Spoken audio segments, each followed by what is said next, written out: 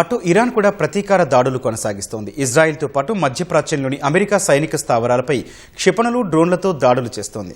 ఉత్తర Gulf ప్రాంతంలోని America ట్యాంకర్పై దాడి చేసినట్లు ఇరాన్ రెవల్యూషనరీ గార్డ్ కార్ప్స్ ప్రకటించింది. కువైట్ తీరానికి సమీపంలోని అమెరికా చమురు నౌక సేనలతో పాటు ఇరాక్లోని కుర్దిష్ గ్రూపులు లక్ష్యంగా దాడులు చేసినట్లు వెల్లడించింది. ఇజ్రాయెల్తో పాటు మధ్యప్రాచ్యంలోని అమెరికా సైనిక స్థావరాలపై ఇరాన్ 19వ విడత దాడులు చేపట్టింది. గల్ఫ్ దేశాల్లోని అమెరికా ఎంబసీలు, సైనిక స్థావరాలు లక్ష్యంగా క్షిపణులు, డ్రోన్లతో విరుచుకుపడింది. ఖతార్ రాజధాని దోహాపై దాడులు జరిపింది. పలు చోట్ల పేలుళ్ల శబ్దాలు వినిపించినట్లు స్థానికులు తెలిపారు. వెంటనే అప్రమత్తమైన ఖతార్ సర్కారు తమ గగనతల రక్షణ వ్యవస్థను యాక్టివేట్ చేసింది. దోహాలో అమెరికా ఎంబసీ సమీపంలో నివసిస్తున్న వారిని సురక్షిత ప్రాంతాలకు తరలించారు. ప్రజల భద్రతను దృష్టిలో పెట్టుకుని ఈ చర్యలు చేపట్టినట్లు ఖతార్ అంతర్గత వ్యవహారాల మంత్రిత్వ శాఖ తెలిపింది. అల్ ఉదైద్ వైమానిక స్థావరం లక్ష్యంగా ఇరాన్ ప్రయోగించిన 2 బాంబర్లను గగనతలంలో పేల్చినట్లు ఖతార్ పేర్కొంది.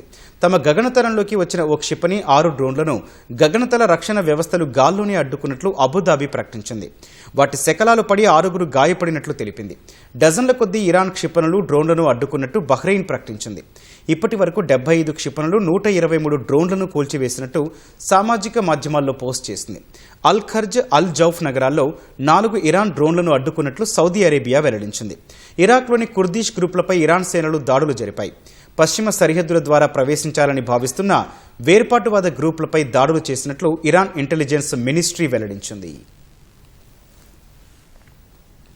తమ భూభాగంపై ఇరాన్ అనేక క్షిపణులను ప్రయోగించినట్లు ఇజ్రాయెల్ సైన్యం ప్రకటించింది. వాటిని తమ గగనతల రక్షణ వ్యవస్థలు అడ్డుకుంటున్నట్లు తెలిపింది. జెరూసలేంలో పేలుళ్ల శబ్దాలు వినిపించాయని అంతర్జాతీయ మీడియా పేర్కొంది. ఎలాంటి ప్రాణనష్టం జరగలేదని వివరించింది. ఇరాన్ దాడుల నేపథ్యంలో టెల్ అవీవ్, జెరూసలేం సహా పలు నగరాల్లో సైరన్లు మోగాయి. అలర్ట్ అందిన వెంటనే సురక్షిత ప్రాంతాలకు తరలి వెళ్లాలని ఐడిఎఫ్ ప్రజలకు సూచించింది. మళ్లీ సమాచారం ఇచ్చే వరకు అక్కడే ఉండాలని స్పష్టం చేసింది. యూరోపియన్ యూనియన్ను ఇరాన్ హెచ్చరించింది. అమెరికా, ఇజ్రాయెల్ దాడులపై EU దేశాలు మౌనంగా ఉంటే త్వరలో లేదా తర్వాతైనా మూల్యం చెల్లించుకోక తప్పదని ఇరాన్ విదేశాంగ శాఖ అధికార ప్రతినిధి హెచ్చరించారు.